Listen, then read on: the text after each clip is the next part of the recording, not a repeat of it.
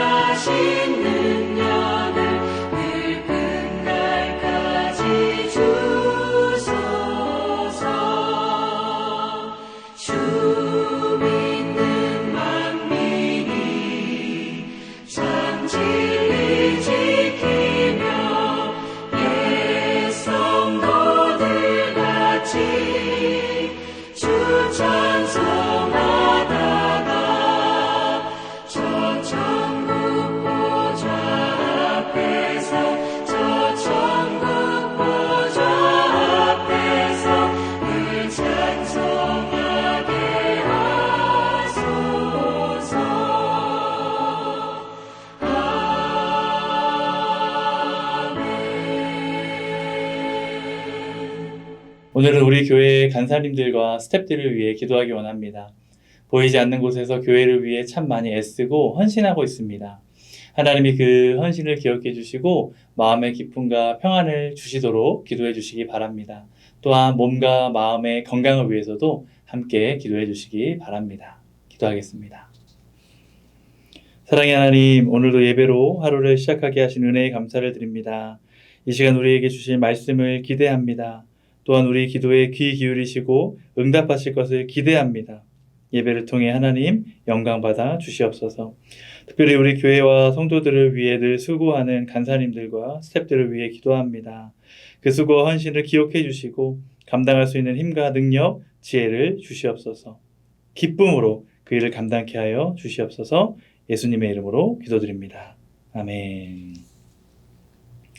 오늘 하나님께서 우리에게 주시는 말씀은 사무엘하 22장 1절부터 16절까지입니다. 여호와께서 다윗을 모든 원수의 손과 사울의 손에서 구원하신 그 날에 다윗이 이 노래의 말씀으로 여호와께 아뢰어 이르되 여호와는 나의 반석이시요 나의 요새시요 나를 위하여 나를 건지시는 자시요 내가 피할 나의 반석의 하나님이시요 나의 방패시요 나의 구원의 뿌리시요 나의 높은 망대시요 그에게 피할 나의 피난처시요 나의 구원자시라 나를 폭력에서 구원하셨도다. 내가 찬송받으실 여호와께 아뢰리니 내 원수들에게서 구원을 받으리로다. 사망의 물결이 나를 애우고 불의의 창수가 나를 두렵게 하였으며 스올의 줄이 나를 두르고 사망의 올무가 내게 이르렀도다. 내가 환난 중에서 여호와께 아뢰며 나의 하나님께 아뢰었더니 그가 그의 성전에서 내 소리를 들으시며 나의 부르짖음이 그의 귀에 들렸도다. 이에 땅이 진동하고 떨며 하늘의 기초가 요동하고 흔들렸으니 그의 진노로 말미암음이로다. 그의 코에서 연기가 오르고 입에서 불이 나와 사르며 그 불에 숯이 피었도다. 그것도 하늘을 들이우고 강림하시니 그의 발 아래는 어두캄캄하였도다. 그룹을 타고 나르시며 바람 날개 위에 나타나셨도다. 그가 흑암 곧 모인 물과 공중에 빽빽한 구름으로 둘린 장막을 삼으시며 그 앞에 있는 광채로 말미암아 숯불이 피었도다. 여호와께서 하늘에서 우레소리를 내시며 지존하신 자가 음성을 내시며 화살을 날려 그들을 흩으시며 번개로 무찌르셨도다. 이럴 때 여호와의 꾸지람과 콧김으로 말미암아 물 밑이 드러나고 세상의 기초가 나타났도다. 이런 상상을 한번 해보겠습니다. 캄캄한 밤에 바다 한가운데서 작은 배 한 척이 갑작스러운 폭풍우를 만났습니다. 큰 파도가 배를 덮쳐 물이 차오르고 있는 상황입니다. 죽음의 공포 속에서 점점 희망이 사라져갈 때 선장은 간신히 무전기를 붙잡고 도움을 요청합니다. 바로 그 순간 거친 비바람을 뚫고 저 하늘 위에서 불빛을 비추며 구조 헬기가 나타납니다. 그리고 구조대원들이 파도 한복판으로 내려와 죽음 앞에 절망하던 선원들을 끌어안고 하늘로 올라갑니다. 오늘 우리가 함께 읽은 사무엘하 22장이 바로 이 이야기입니다.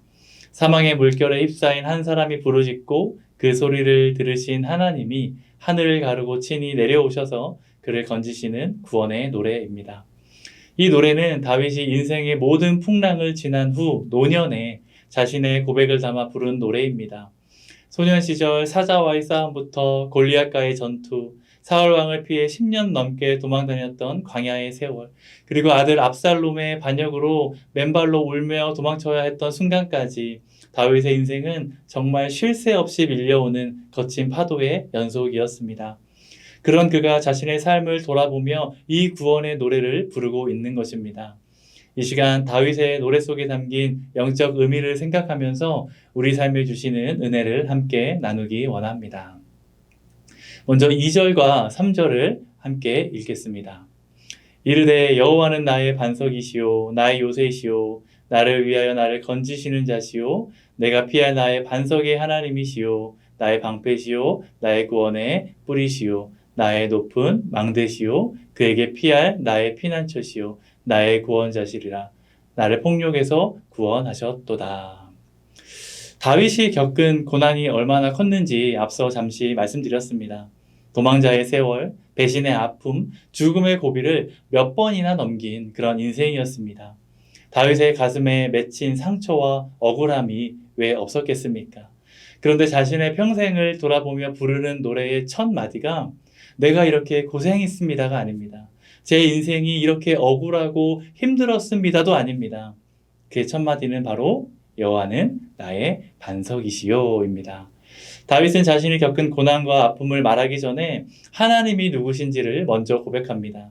이것이 바로 다윗이 수많은 고난과 어려움 속에서도 끝까지 믿음을 지킬 수 있었던 비결입니다. 그 고백을 자세히 살펴보면 다윗이 고백한 하나님의 이름은 총 9가지입니다. 반석, 요새, 건지시는 자, 반석의 하나님, 방패, 구원의 뿔, 높은 망대, 피난처, 구원자. 이 9가지 이름들을 묵상해 보면 아주 중요한 특징이 있습니다. 우선 반석, 요새, 높은 망대, 피난처 같은 이름들은 내가 들어가 숨을 수 있는 안전한 장소를 의미합니다. 다윗이 사울에게 쫓길 때 실제로 광야의 바위산과 요새에 숨어 살았던 경험을 바탕으로 하나님의 이름을 부르는 것입니다. 반면에 나를 건지시는 자, 방패, 구원의 뿔, 구원자 같은 이름들은 나를 위해 싸우시는 하나님을 의미합니다. 방패는 날아오는 화살을 대신 막아주고 구원의 뿔은 힘센 짐승이 압도적인 힘으로 원수를 물리치는 능력을 가리킵니다. 즉 하나님은 내가 들어가 안전하게 숨을 수 있는 분이시면서 동시에 나를 대신해 원수와 싸워 이기실 수 있는 강하신 분이라는 고백입니다. 나에게 피할 곳이 되어주시고 동시에 나를 대신해 싸워주시는 분이 바로 우리 하나님이십니다. 그리고 한 가지 더 다윗의 고백에서 아주 중요한 단어가 있습니다. 이 9가지 이름 앞에 계속해서 반복되는 단어 나의라는 고백입니다. 그냥 반석이 아니라 나의 반석입니다. 그냥 피난처가 아니라 나의 피난처입니다. 저 멀리 하늘 어딘가에 계신 하나님이 아니라 내가 고난 중에 실제로 그 품에 들어가 숨었던 나의 하나님. 내 삶의 자리에서 나를 위해 실제로 싸워주신 나의 하나님이라는 고백입니다. 신앙생활에서 이 나의라는 한마디가 너무나 중요합니다. 하나님이 반석이시라는 사실을 교리적으로 아는 것과 하나님이 나의 반석이심을 내 삶으로 체험하고 고백하는 것은 엄청난 차이가 있습니다. 신앙생활 하면서 우리도 하나님은 위대하신 분임을 알고 있습니다. 지식적으로 그것이 맞다는 것도 인정합니다. 그러나 그 하나님이 나의 하나님이 되지 못하는 경우가 많습니다. 그건 다윗의 하나님이고 이스라엘의 하나님이지 나의 하나님은 아니라고 생각합니다. 그러나 다윗에게 역사하셨던 하나님이 오늘 우리의 삶에도 분명히 역사하심을 믿으시기 바랍니다. 하나님을 나의 하나님으로 고백하고 그렇게 믿고 삶에서 경험하며 살아가는 저와 여러분 될 수 있기를 바랍니다. 4절을 보면 다윗은 내가 찬송받으실 여호와께 아뢰리니 내 원수들에게서 구원을 받으리로다 라고 고백합니다. 원수를 이기는 유일한 방법은 내 힘으로 맞서 싸우는 것이 아니라 찬송받으실 하나님을 먼저 높이고 그분께 아뢰는 것입니다. 우리가 배워야 할 기도의 원리가 바로 이것입니다. 우리는 기도를 시작하면 보통 내 눈앞에 놓인 문제부터 생각하고 그것들을 꺼내놓기 시작합니다. 그런데 문제를 크게 생각하면 할수록 이상하게도 하나님은 점점 더 작게 보입니다. 문제가 하나님보다 커 보이기 시작하는 것입니다. 그러나 다윗은 문제를 생각하고 그것들을 꺼내놓기 전에 하나님을 먼저 크게 보았습니다. 하나님의 9가지 이름들을 생각하며 하나님의 크심을 묵상했습니다. 그렇게 하나님이 내 눈에 크게 보이면 그제야 내 문제가 제 자리를 찾습니다. 조금 전까지 나를 잡아삼킬 것 같던 거대한 파도와 같은 문제들이 나의 위대한 반석이신 하나님 앞에서는 모래알처럼 작아지는 것입니다. 오늘 이 새벽 우리도 다윗처럼 기도를 시작하기 원합니다. 내 기도의 제목과 삶의 무거운 짐들을 주님 앞에 꺼내놓기 전에 먼저 우리의 입술로 이렇게 고백하기 원합니다. 주님은 나의 반석이십니다. 나의 요새이십니다. 나의 방패이십니다. 나의 피난처이십니다. 우리가 이렇게 하나님을 먼저 높이며 기도를 시작할 때 우리 안에 가득한 염려와 두려움은 사라지고 우리 마음 가운데 세상이 줄 수 없는 평안이 임하게 될 줄 믿습니다. 그런데 하나님을 나의 반석이라 고백한 다윗이 곧바로 이렇게 고백합니다. 5절과 6절 말씀입니다. 사망의 물결이 나를 애우고 불의 창수가 나를 두렵게 하였으며 소울의 줄이 나를 두르고 사망의 올무가 내게 이르렀도다. 여러분, 하나님을 나의 반석이라 고백했다고 해서 내 인생의 거친 파도가 즉시 사라진 것은 아닙니다. 믿음이 좋은 사람이라고 해서 인생에 고난이 없고 물결이 비껴가는 것이 아닙니다. 하나님을 나의 요새라 고백한 바로 그 다윗이 여전히 사망의 물결에 온몸이 휩싸여 가라앉는 현실을 마주하고 있습니다. 다윗은 지금 사방에서 죽음의 파도가 덮쳐오는 모습을 생생하게 묘사합니다. 멸망의 급류와 파멸의 홍수가 쏟아지고 무덤의 깊은 곳을 뜻하는 스올의 줄이 내 몸을 가마 아래로 어둠 속으로 끌어내립니다. 사냥꾼의 덫처럼 죽음의 올무에 내 발이 완전히 걸려버렸습니다. 사방이 완전히 막혔습니다. 위로도 아래로도 앞으로도 도무지 내 힘으로 빠져나갈 길이 없는 완벽한 절망의 상황입니다. 여기서 우리가 주목해야 할 것은 다윗은 이 고통스러운 상황을 조금도 미화하거나 포장하지 않는다는 점입니다. 지나가 보니 별거 아니었습니다. 제 믿음이 좋아서 멋지게 다 이겼습니다 라고 말하지 않습니다. 5절 후반절을 보면 그것들이 나를 두렵게 하였으며 라고 하나님 앞에 솔직하게 고백합니다. 여러분, 믿음의 사람도 두려울 때가 있습니다. 극심한 환난 앞에서 두려움을 느끼는 것은 믿음이 없다는 증거가 아닙니다. 오히려 그 두려움을 감추거나 포장하지 않고 있는 그대로 하나님 앞에 정직하게 쏟아놓는 것이 진짜 건강한 믿음입니다. 그리고 그 막다른 곳에서 다윗이 한 일은 단 하나였습니다. 7절 전반절을 보면 내가 환난 중에서 여호와께 아뢰며 나의 하나님께 아뢰었더니 라고 고백합니다. 다윗은 하나님 앞에 간절히 부르짖었습니다. 여기 아뢰었다, 부르짖었다 라는 말은 잘 다듬어진 우아하고 세련된 기도를 뜻하는 말이 아닙니다. 물에 빠져 가라앉는 사람이 무슨 격식을 차려 기도하겠습니까? 멋진 문장을 만들 여유가 없습니다. 그저 살려달라는 한마디 간절한 비명뿐입니다. 다윗은 그렇게 비명을 지르듯 부르짖었습니다. 그리고 다윗이 이렇게 부르짖는 것은 오직 하나님께 부르짖는 것만이 내 인생을 살릴 수 있는 유일한 길임을 알았기 때문입니다. 그리고 이어지는 한마디를 꼭 기억하시기 바랍니다. 7절 후반절입니다. 그가 그의 성전에서 내 소리를 들으시며 나의 부르짖음이 그의 귀에 들렸도다. 하나님이 다윗의 소리, 그의 부르짖음을 들으셨습니다. 저 높은 하늘에 있는 하나님의 보좌, 거룩한 성전에서 들으셨습니다. 사망의 물결에 빠져 허우적대는 다윗의 비명소리가 온 우주를 다스리시는 전능하신 하나님의 귀에 정확하게 들렸던 것입니다. 사랑하는 성도 여러분, 이것이 오늘을 사는 우리에게 참된 위로를 줍니다. 우리도 하나님 앞에 내 부끄러운 감정과 두려움을 정직하게 기도로 쏟아놓아도 괜찮습니다. 하나님 앞에서 주님, 저는 지금 너무나 두렵습니다. 사망의 물결에 빠져 죽을 것만 같습니다. 라고 솔직하게 아뢰어도 괜찮습니다. 두렵지 않은 척, 힘들지 않은 척, 숨기지 않아도 괜찮습니다. 다윗은 그렇게 정직하게 부르짖었고 하나님은 그 정직한 부르짖음을 들으셨습니다. 또한 우리의 부르짖음은 세련되거나 유창할 필요가 전혀 없습니다. 오늘 이 새벽에 나오신 성도님들 중에 마음의 짐이 너무 무거워 무슨 기도를 해야 할지 막막하고 도무지 입이 떨어지지 않는 분이 계십니까? 삶의 무게가 너무나도 무거워 그저 주님 이름만 불러도 눈물이 나오는 분이 계실지 모르겠습니다. 여러분, 괜찮습니다. 그저 주여 살려주시옵소서 이 한마디면 충분합니다. 하나님은 잘 다듬어진 그 기도를 들으시는 것이 아니라 잘 다듬어지지 않은 우리의 비명과 말로 다 할 수 없어 통곡하는 우리의 소리를 정확하게 들으십니다. 다윗의 기도를 들으셨던 하나님이 지금 우리의 부르짖음도 똑같이 듣고 계십니다. 여러분의 그 소리가 하나님의 귀에 들리고 있음을 확신하시기 바랍니다. 이제 다윗이 그렇게 간절히 부르짖었을 때 하나님께서 어떻게 응답하셨는지 8절부터 16절까지 말씀을 통해 살펴보겠습니다.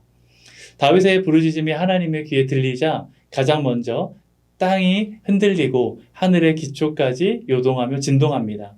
9절에서는 하나님의 진노가 연기와 불로 표현되는데 이것은 내 자녀를 건드린 저 악한 원수들을 향해 하나님이 심판자로 분노하며 나서셨다는 강력한 임재의 표현입니다. 그리고 10절, 오늘 말씀의 가장 핵심적인 구절입니다. 그가 또 하늘을 들이우고 강림하시니 그의 발 아래는 어두캄캄하였도다. 하나님이 직접 이 땅에 내려오셨습니다. 하늘을 들이우셨다는 것은 하늘을 가르고 이 땅 아래로 내려오셨다는 뜻입니다.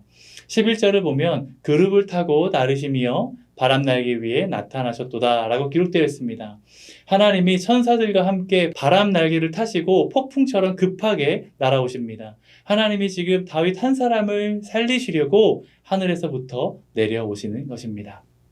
이어서 14절과 15절을 보면 하나님이 첫눈 같은 우레소리로 호령을 발하십니다.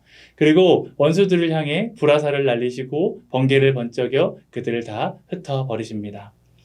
다윗의 힘으로는 도저히 할 수 없었던 그 불가능한 싸움을 사방을 에워싸고 있던 그 대적들을 하나님이 대신 싸워 무찌르고 계시는 것입니다. 그리고 16절에서 여호와께서 호통을 치시며 콧김을 내뿜으시자 그 깊고 두려웠던 바다 밑바닥이 드러나고 세상의 기초가 정체를 드러내며 파도가 완전히 제압당합니다. 저는 이 말씀을 묵상하면서 구약의 두 가지 사건이 떠올랐습니다. 하나는 시내산입니다. 하나님이 이스라엘 백성에게 처음 강림하실 때 온 산이 진동하고 빽빽한 연기가 오르고 천둥이 울렸습니다. 다윗은 지금 내 기도를 들으시고 내 삶에 찾아오신 하나님이 바로 그 시내산의 하나님이라고 노래하는 것입니다. 또 하나는 홍해입니다. 이스라엘 백성들의 앞길이 홍해로 가로막혀 절망하며 부러지셨을 때 하나님이 바다를 가르사 바다 밑바닥을 마른 땅처럼 드러내셨던 구원의 역사입니다. 다윗은 지금 자신을 건지신 하나님이 바로 그 출애굽의 하나님, 홍해를 가르신 전능하신 구원의 하나님이라고 고백하는 것입니다. 우리 하나님은 멀리서 대충 명령만 내리지 않으시고 고통당하는 자녀를 위해 친히 내려오신다는 사실을 기억하시기 바랍니다. 하늘 보좌에 편안히 앉으신 채로 천사들에게 지시만 내리지 않으셨습니다. 하늘을 친히 가르시고 그 죽음의 비참한 현장 속으로 직접 내려오셨습니다. 우리 하나님은 우리가 빠져있는 그 차가운 물결 속으로 직접 내려오시는 사랑의 아버지이십니다. 그리고 온 우주를 뒤흔든 이 엄청난 하나님의 전능하신 능력이 놀랍게도 지금 다른 누구도 아닌 단 한 사람을 위해 쓰이고 있다는 점을 기억하시기 바랍니다. 땅이 진동하고 천둥과 번개가 치고 바다 밑바닥이 갈라지는 이 엄청난 우주적인 대사건이 지금 누구 때문에 일어난 것입니까? 물결에 빠져 죽어가던 다윗 한 사람을 건지기 위한 것이었습니다. 시내산을 진동시켰던 그 거대한 능력, 홍해를 단번에 갈라버렸던 그 전능하신 능력이 한 사람을 구원하기 위해 똑같이 사용되고 있는 것입니다. 이것이 오늘 이 새벽에 우리가 붙들어야 할 가장 복된 소식입니다. 우리 눈에는 내 기도 제목이 너무 초라해 보일 때가 있습니다. 나라와 민족을 위한 큰 기도도 많은데 나의 이 사소한 가정 문제, 내 건강 문제로 하나님을 번거롭게 해드려도 될까? 이런 생각이 들 때가 있습니다. 그러나 결코 그렇지 않습니다. 한 자녀가 가슴을 치며 진심으로 부르짖으면 하나님은 그 한 사람을 살리시려고 하늘을 가르고 내려오십니다. 그 초라해 보이는 한 사람을 위해 온 우주를 움직이실 만큼 하나님 보시기에 여러분 한 사람은 온 천하보다 귀하고 소중한 존재입니다. 사랑하는 성도 여러분, 오늘 우리는 다윗의 노년의 노래를 통해 인생의 풍랑을 이기는 비밀을 보았습니다. 다윗은 문제를 먼저 생각하고 그것들을 내어놓기 전에 나의 반석이신 하나님을 높였고 그분을 바라보았습니다. 또한 사방이 막힌 사망의 물결 한가운데서 정직하고 간절하게 부르짖었습니다. 그러자 전능하신 하나님께서 그 소리를 하늘 성전에서 들으시고 친히 하늘을 가르고 내려오셔서 다윗을 건져 주셨습니다. 이 인생 전체를 관통하는 핵심 고백이 바로 7절입니다. 나의 부르짖음이 그의 귀에 들렸도다. 이 한 문장이 다윗의 평생을 요약하는 단 하나의 결론입니다. 수많은 인생의 물결에 휩쓸려 허우적거렸던 도망자 다윗을 살려낸 것은 자신의 뛰어난 능력이 아니었습니다. 사방이 막힌 어둠 속에서 외친 간절한 부르짖음과 그 소리를 듣고 하늘을 뚫고 내려온 하나님의 강력한 손이 그를 살려낸 것입니다. 오늘 우리에게도 각자가 마주한 사망의 물결이 있습니다. 질병과 자녀의 문제, 경제적으로 어려움이 우리를 덮쳐올 때 내 힘으로 싸우며 낙심하지 마시기 바랍니다. 다윗의 부르짖음을 들으시고 하늘을 가르고 내려오신 하나님이 오늘 이 시간 여러분의 눈물과 기도를 똑같이 듣고 계십니다. 오늘 이 새벽 나의 반석이신 주님을 바라보며 담대하게 부르짖음으로 하늘을 움직이고 우리를 건지시는 위대한 구원의 손길을 경험하는 복된 시간이 되기를 주님의 이름으로 간절히 축원합니다. 기도하겠습니다. 사랑과 은혜가 풍성하신 하나님 아버지, 인생의 거센 풍랑 속에서도 여전히 우리의 변함없는 반석이 되어주시고 영원한 요새가 되어주시는 주님의 신실하신 사랑을 찬양합니다. 인생의 고난과 어려움 앞에 때로는 두렵기도 하지만 하나님의 크고 위대하심을 기억하며 기도하는 우리가 되기 원합니다. 우리의 작은 신음에도 응답하시는 하나님께서 우리의 모든 기도에 귀를 기울이시고 듣고 계심을 믿습니다. 하나님을 의지하며 신뢰하며 믿음으로 살아가는 우리가 되게 하여 주시옵소서. 예수님의 이름으로 기도드립니다. 아멘. 계속해서 각자의 기도 제목을 놓고 기도하는 시간 갖겠습니다.